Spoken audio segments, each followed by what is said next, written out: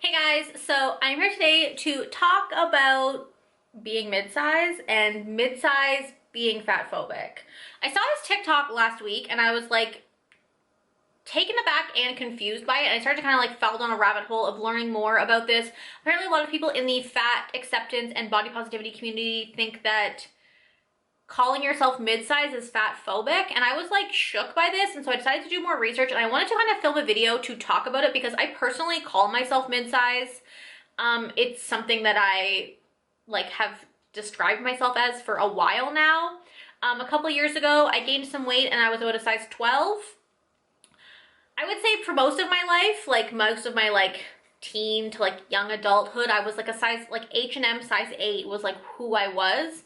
Then I gained some weight. I was like a size 12. Right now I'm about a size 14, 16. So like I've kind of experienced a little bit of everything. I mean, not being super skinny was never her, but I experienced a little bit of everything, so I think I have a good kind of perspective on what it's like to be mid-size, what I define mid-size as being, and I wanted to kind of take a look at these TikToks and talk about it from a perspective of myself, because I do think that sometimes what happens is that the fat acceptance community can go too far. You know, you see TikToks where like they say like trying to lose weight is fat phobic, or like everything is fat phobic. And I agree that we live in a fat phobic society, that we are all steeped in fucking diet culture, especially anyone like my age that grew up in the fucking 90s. Like, we're steeped in it. But I think it's important to understand that fat phobic society and being a fat phobic person are two different things. And I also think it's important to focus on the important things. So I wanted to talk about this.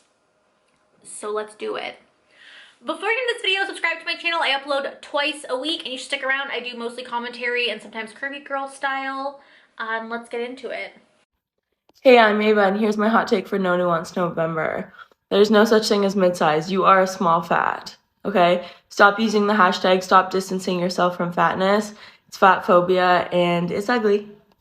So this is the first TikTok I saw, and I was like shook. First, I want to talk about what mid-size is, because I've done some research, because personally, I think mid-size can be defined as two things. Either you literally are between straight sizing and plus sizing, like myself. For instance, I can fit into straight sizes at most stores. I'm like usually like the largest pant size at a lot of stores. Well, for me, it's tricky also because like I am smaller on top than I am on bottom. Basically, if I didn't have an ass and hips that don't quit, I probably would be straight size. Because I like can wear, like, let's say at Old Navy, I tried on a pair of extra large or a pair of large pants.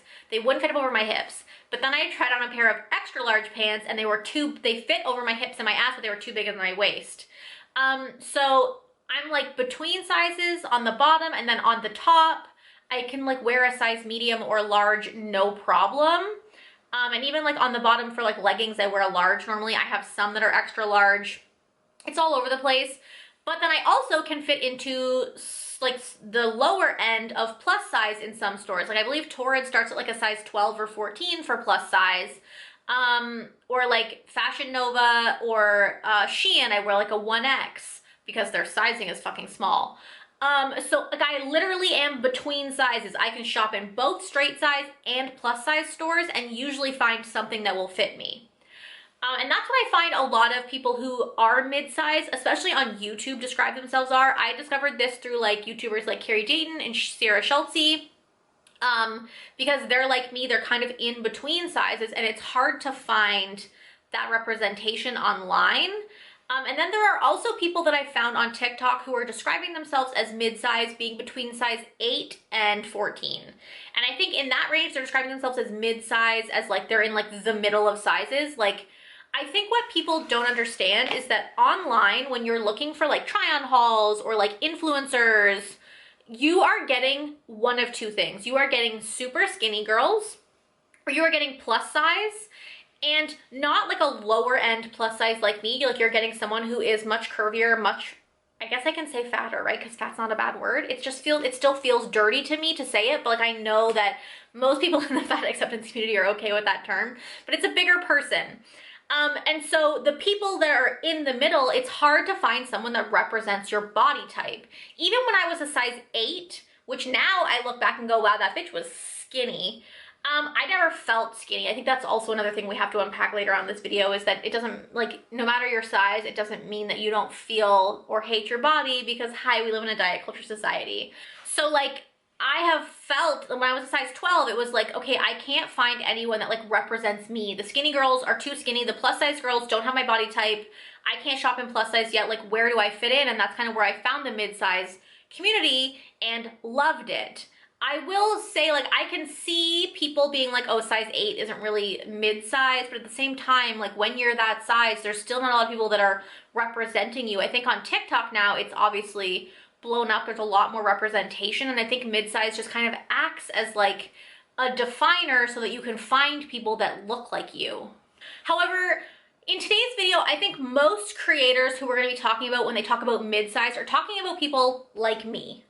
Because they understand that like size, like basically they say like if you're size 8 to 12, you're just straight size. And if you're like me, size 14, 16, you're plus size, and you should just say that or you're fatphobic. Hey, so this is a really great question and I want to shine some light on it. So this is the fatness spectrum for those of you who haven't seen it. Now, when I say that mid-size doesn't exist and that it's actually small fat, you can look at the small fat section right here. And basically, if you notice that it says 18 and lower, so if you're anywhere from the top of the straight size section in a store to a size 18, you are small fat. And if you are able to shop at a mainstream store, you are straight sized. So yes, you might be a size 12 or 14, but can you go into Zara and pick something out? Yes, so you're straight sized. You're not mid-sized. If you can't go into a store and find your clothing, or you have to shop at plus size stores, you are plus size. You're small fat. Thank you for listening. So this video just confused me more.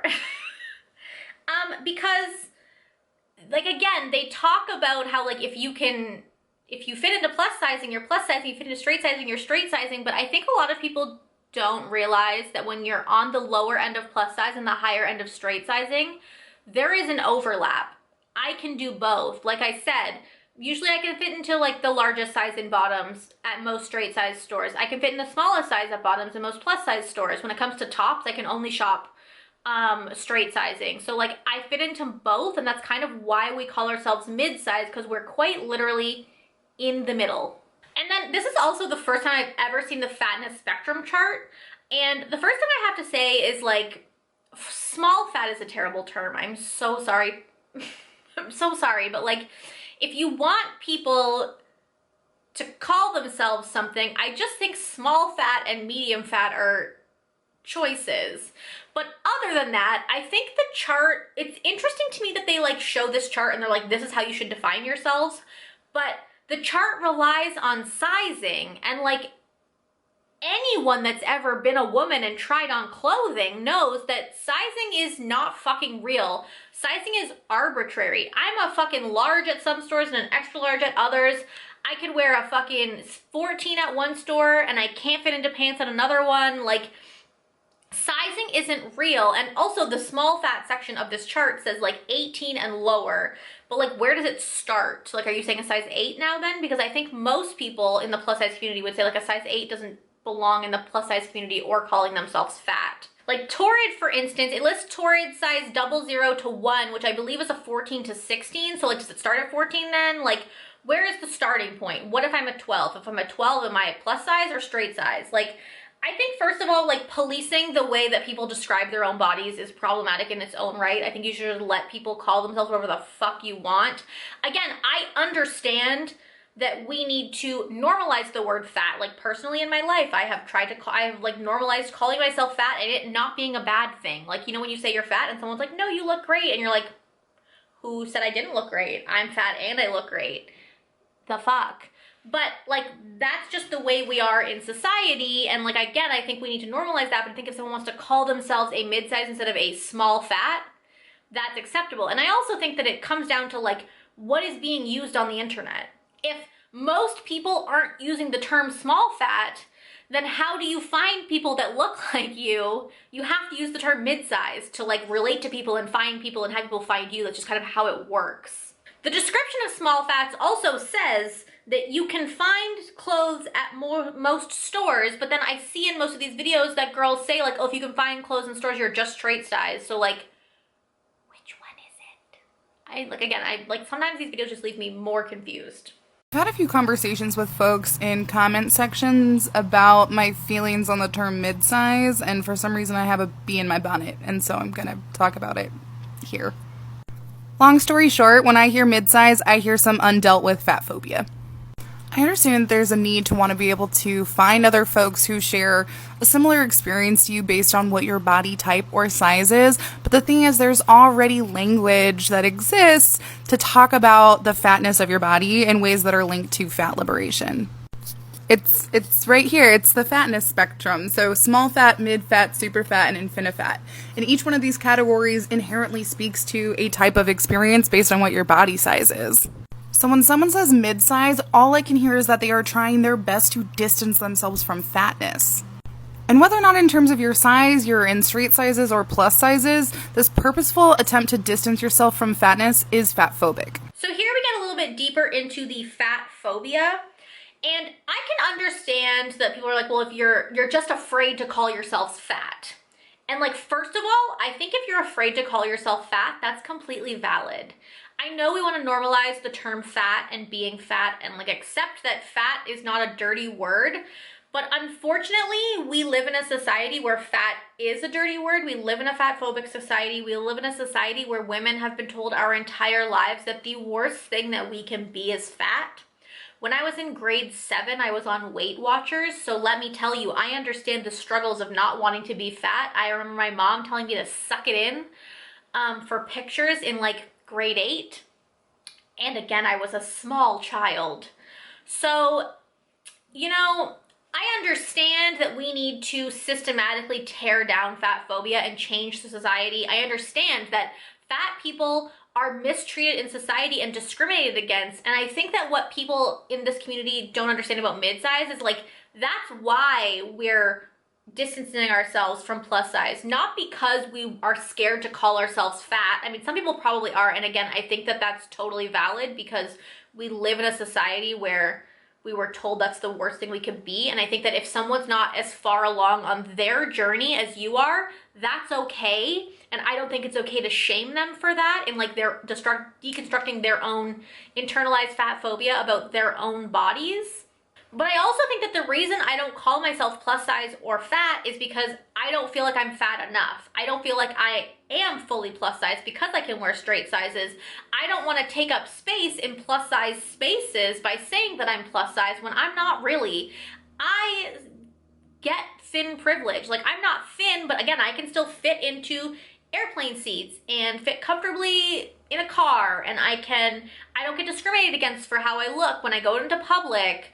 I can fit into restaurant booths. I don't experience discrimination to the level of people who are larger bodies than me do. So for me, I took myself away from plus size because I don't think that I deserve to be in those spaces, because I have felt excluded in those spaces before because people will tell you that you're not fat enough to be plus size or you're not actually plus size. And then it's like, okay, but what am I? I'm mid-size. So I think that part of the reason that many people don't call themselves plus size and call themselves mid-size instead is because we understand our privilege and we understand that we don't face the same issues that plus size people do, and I don't want to take up space in their realm. I'll take up space in my own realm, which is more so mid-sized. I also think it's important in this instance to understand the differences between systemic fat phobia and internalized fat phobia about your own body. It's okay to be fat phobic about yourself while trying to live in a fat phobic society. Like, most women will think they're fat at some point in their lives and they'll think negatively about it. And I'm not here to thought police people about that. And I think there's a difference between if they're outwardly being those people that are like, you're fat, I'm worried about your health, you should be losing weight, commenting on fat people's bodies, then of course, call them out. That's fat phobia. But I think that if you don't want to call yourself fat, it's not anyone's place to question that or to question your place on, their place on their journey with self-acceptance. As long as you are not treating fat people differently and contributing to the systemic oppression and discrimination of fat people, then I think that like your own internalized fucking issues are your own internalized fucking issues. Like, we always say like, oh, like the way we critique ourselves is always worse than we critique other people. Like, I would never say the things I say to myself to my best friend, because that's just how we are as humans, and especially as women, we're so critical of ourselves. And so like, again, I think it's okay for women to share their experiences, to have insecurities, even in thin or mid-sized bodies, and like to be allowed to have those experiences without calling them fat phobic. I understand that some of it does literally come from a fear of becoming fat, but I also think you need to understand that like it takes time to fucking unpack that shit. I just don't think it's fair for people who on the fat acceptance side of the internet to expect everyone to be as liberated as they are, as understanding as they are, and as far along on their journeys as they are. We're all a work in progress, and if someone is too afraid or pained to call themselves fat, who the fuck are we to question that? Like, people should be allowed to call themselves mid-size. If someone is like afraid of becoming plus size, I don't think calling them fat phobic is going to help. As someone who is also plus size, you should be educating them or teaching them how to love themselves, right? Okay, so I did not intend to enter mid-size discourse whenever I made that TikTok, but since there's a conversation happening, I do want to talk about it. So I want to preface this by saying that I personally don't care what labels people choose to identify with, and I don't think that mid-size is offensive. I just think that there are some perspectives to consider before, using the term mid-size. So for starters, I want to talk about the fat spectrum. So I pulled this from an article called Understanding the Fat Spectrum. Here it is. So essentially what this explains is that people in not thin bodies experience privilege on a scale. And whether or not you choose to identify with these labels on the fat spectrum, I think it's still important to acknowledge that there is privilege that is size-based in the fat community and among non-thin people. So the people who are larger fats are going to be folks who experience more barriers to everyday life because of their size. But we're not going to talk about that in this video. We're talking about small fats and mid fats. So people on the smaller end of the spectrum are people who are going to benefit from the most privileges despite being in a body that's not thin. So this means that maybe they find it hard to find clothes at the store, but they can still find something. Or they might find a seat at a restaurant uncomfortable, but they can still sit in it. Or a plane ride might be uncomfortable, but they can still buckle the seatbelt. These are all things that are barriers that these folks face on a much larger scale than smaller fats. So what does this have to do with the term midsize? I find that creators who label themselves midsize often fall into one of two camps. Either they are a size 12, 14, 16, and they are choosing the label midsize, which in that case, I would say, you aren't midsize, you're plus size. And in that case, feels like they are trying to distance themselves from the label fat, like it's a dirty word. Or they're creators who are a size 4, 6, 8, 10. And in that case, I am so sorry to be the first person to tell you this, but you're just straight size. Now, the response to these that I'm most familiar with is something along the lines of, I don't feel like there's a space on the internet for me. I feel like nobody makes clothes my size. And I feel like it's really hard to shop for my shape and size. And all of those things can be true. And if you are under a size 12, you still benefit from all of these privileges that no one on the fat spectrum benefits from. Even if it's hard to find jeans or a swimsuit or feel like you have a place on the internet. I think it's important for mid-sized creators to acknowledge that they are not the most marginalized people on the internet. And that actually most brands make their size. And this video, I think, kind of encapsulates how like a lot of these people, these TikTokers, are kind of missing the point of what mid-size is. Like I said before, like from my experience, it's people who literally fall in the middle. I don't think it's trying to distance yourselves. And I think we use this term because we do understand our privilege. We understand that we don't fit into plus size spaces, that we aren't in, super fat or infinity fat bodies, if that's what you call it, if that's what it is in the little chart. I forgot it already. And it's more so just used as a way to find bodies like ours on a super saturated app like TikTok or YouTube. Like, I'm just trying to find people that try on clothes that look like me, that style like me, so that I can see them on bodies that represent me, because I don't find that on the internet very often. And again, I agree that it's important for everyone to learn about fat phobia and to understand their privileges. And I think that's kind of what midsize is. And I also think that it's okay to understand that people who are in a size 8, 10, 12 body still can feel unrepresented in society. Like, I was a size 8 and a size 12 and a size 14 and a size 16. So I understand what it's like, kind of the whole spectrum. And even when I was a size 8, which would be deemed straight size and like an average size, I never felt thin. I never felt represented. And I didn't feel like, I felt fat in a negative way. So I think that like we need to just like let people have spaces and let people use terms that aren't harmful to others. Also in this video, she says like a size 14, 16, 12, 14, 16 is plus size, except that like it's not sometimes. I didn't start wearing plus size until I was a size 16. And even then, I only have to shop in the plus size section at like Shein and Fashion Nova, which are like, their sizing is fucked. Like with most straight size brands, I can still shop in the straight size section. Like sure, my sizes might also be represented in plus size stores, but there aren't a lot of plus size stores in my area. So I haven't really gone into many. I don't like to shop online a lot. So I mostly go into stores and find my sizing. So like, it's just hard that people don't understand what it's, I think that people are talking on this when they don't understand what it's like to be in a body like this. Just like I would never tell you what it's like to be a size 18, 20, 22, because I don't know what it's like to be in a body like that. I think it's unfair for you guys to expect